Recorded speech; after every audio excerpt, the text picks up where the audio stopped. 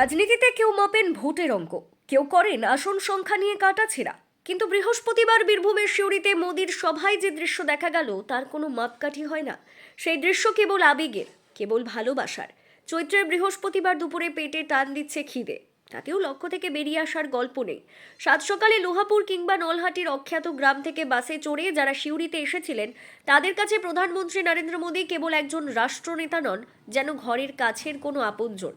সিউড়ির চাঁদমারি মাঠে সাক্ষী থাকলো এক অদ্ভুত লড়াইয়ের, পেটের খিদের সাথে মনের ইচ্ছার লড়াই।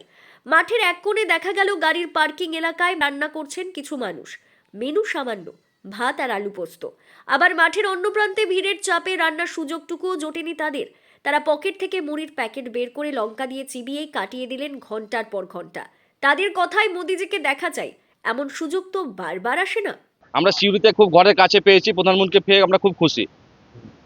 হ্যাঁ, দূর দূরান্ত থেকে আসা এই নিচুতলার কর্মীদের ভিড়ে মিশে গিয়েছিলেন এমন অনেক মানুষ, যাদের কাছে রাজনীতি বড় নয়, বড় হলো নিজের চোখে প্রধানমন্ত্রীকে একবার দেখার স্বপ্ন।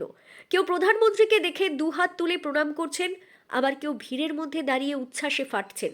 তাদের কাছে এটাই পরম সৌভাগ্য। কোনো আভিজাত্য নেই, নেই কোনো ভিআইপি খাতির। সিউড়ির ধুলোমাখা মাঠে বসে মুড়ি খেয়ে দিন কাটিয়ে দেওয়া এই সাধারণ মানুষগুলোই বুঝিয়ে দিলেন, বীরভূমের মাটিতে বিজেপি কর্মীদের কাছে মোদি শুধু একটি নাম নয়, একটি আস্ত আবেগ।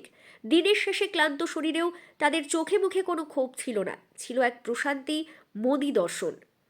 খুবই আনন্দ। প্রধানমন্ত্রীকে আমরা কোনদিন জীবনে কোনদিন সামনে থেকে দেখতে পাই। জয় শ্রীরাম। জয় শ্রীরাম।